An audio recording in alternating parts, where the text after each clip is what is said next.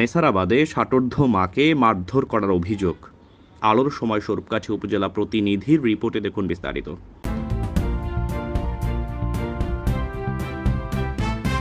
নেসারাবাদে ষাটোর্ধ্ব মাকে মারধর করার অপরাধে ছেলে ও ছেলের স্ত্রীর নামে থানায় লিখিত অভিযোগ দিয়েছেন মা ফিরোজা বেগম। বেশ কিছুদিন ধরে মাকে মারধর করছিলেন বড় ছেলে দেলওয়ার হোসেন ও তার স্ত্রী। মারধরের হাত থেকে বাঁচতে ওই ষাটোর্ধ্ব মা গত বৃহস্পতিবার নেসারাবাদ থানায় একটি লিখিত অভিযোগ দিয়েছেন। অভিযোগের ভিত্তিতে জানা যায়, বড় ছেলে ও তার স্ত্রী অত্যন্ত খারাপ এবং পরসম্পদ লোভী প্রকৃতির লোক। পারিবারিক বিভিন্ন বিষয় ও বাড়ির জায়গা জমি নিয়ে বিরোধ চলে আসছিল। ফিরোজা বেগমের ছেলেরা মায়ের কোনো খোঁজখবর রাখে না, এমনকি ভরণ পোষণও দেয় না। তার স্বামীর সম্পত্তি এবং গাছপালা ফল ফলাদি জোরপূর্বক ভোগ দখল করে। তাকে কোনো গাছপালা ফল ফলাদি ভোগ দখল করতে দেয় না।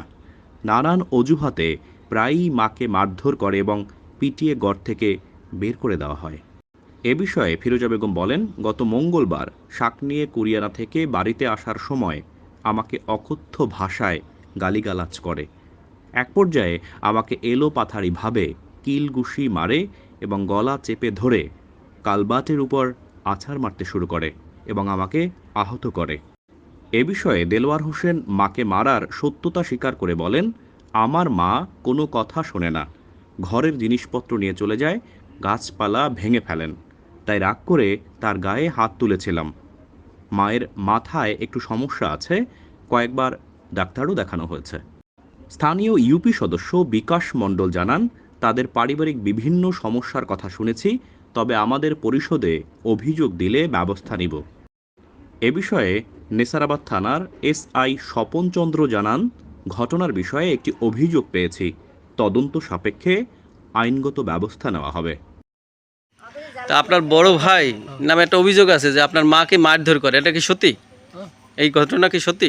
আমার হেড ঠিক আছে ওই ওই আকামরে গাড়ি আসছে। আচ্ছা, তা আপনার মা এই কথা শুনে নাই? আপনি এই ঘরে তো মেজো বউ নাকি? আচ্ছা, আপনার শাশুড়িরে যে আপনার বাসুরে মারধর করে, এটা কি আপনি জানেন? দেখছেন কখনো? দেখছি। মানে এটা কি কারণে মারছে ভাবি?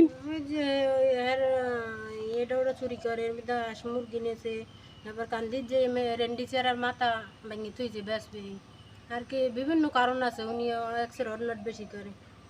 মাইরে মারছে কোন সময়? এই তো রাত দুপুরে বাইরে গেছে, এদিকে মারছে পারে। এরপর তো আমার কল দিয়েছে, কয় কি কল রিফার মার শিখে দৌড়ি আয়। এরপর এরপর যে মারা গেছে, এরপর আমি দৌড়িয়ে দিতে মাইলা দুপুরে বাইরে যায় অবস্থায়। আমার মাঝে যাবো, মাঝে পারবো, ওই মাঝে পারবো হয়ে দাঁড়ায় মারছে কে কে? মারছে এই বড় ভাই মারছে, হে দৌড়ি রাখতে পারি। আর মারলে তো মাঝে পারবো, দৌড়িয়ে যেই ধরে, হে দৌড়িয়ে যেই ধরে। পরে দিন সে বাধা দেয়? হ্যাঁ বাধা দেয়, হে দৌড়ি দিয়ে ধরে, হেরে লাগে হে পারে, হ্যাঁ বেড়া লাগে মহিলারা পারে।